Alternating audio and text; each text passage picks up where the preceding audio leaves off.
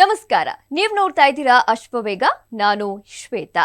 ಅಯೋಧ್ಯೆಯಲ್ಲಿ ನಿರ್ಮಾಣವಾಗ್ತಾ ಇರುವ ಭವ್ಯ ರಾಮ ಮಂದಿರದ ಶಂಕುಸ್ಥಾಪನೆಯ ಬಗ್ಗೆ ಜನರು ವಿವಿಧ ರೀತಿಯಲ್ಲಿ ತಮ್ಮ ನಂಬಿಕೆ ಮತ್ತು ಸಂತೋಷವನ್ನ ವ್ಯಕ್ತಪಡಿಸ್ತಾ ಇದ್ದಾರೆ.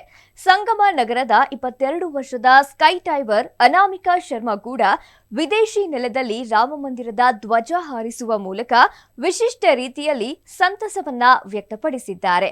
ಥಾಯ್ಲೆಂಡ್ನಲ್ಲಿ 13,000 ಅಡಿ ಎತ್ತರದಿಂದ ರಾಮ ಮಂದಿರದ ಧ್ವಜದೊಂದಿಗೆ ಸ್ಕೈ ಡೈವಿಂಗ್ ಮಾಡುವ ಮೂಲಕ ಅನಾಮಿಕಾ ತನ್ನ ನಂಬಿಕೆ ಮತ್ತು ಸಂತೋಷವನ್ನ ಜಗತ್ತಿಗೆ ವ್ಯಕ್ತಪಡಿಸಿದ್ದಾರೆ.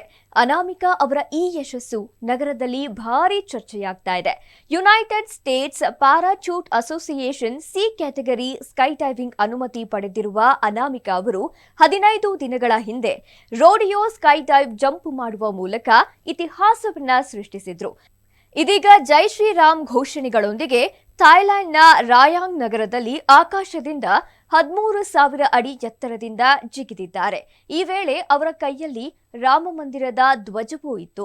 ಧ್ವಜದ ಮೇಲೆ ಜೈ ಶ್ರೀರಾಮ್ ಅಂತ ಬರೆಯಲಾಗಿತ್ತು.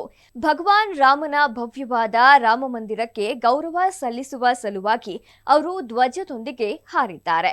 ಇಂತಹ ಹಲವು ಸಾಹಸಗಳನ್ನ ದೇಶ ವಿದೇಶಗಳಲ್ಲಿ ಮಾಡುವ ಮೂಲಕ ಶ್ರೀರಾಮನ ಮೇಲಿರುವ ಭಕ್ತಿಯನ್ನ ಜನರು ತೋರಿಸ್ತಾ ಇದ್ದಾರೆ.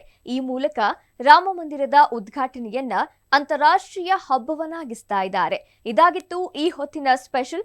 ಮತ್ತಷ್ಟು ಅಪ್ಡೇಟ್ಸ್ಗಾಗಿ ನೋಡ್ತಾ ಇರಿ ಅಶ್ವವೇಗ ನ್ಯೂಸ್.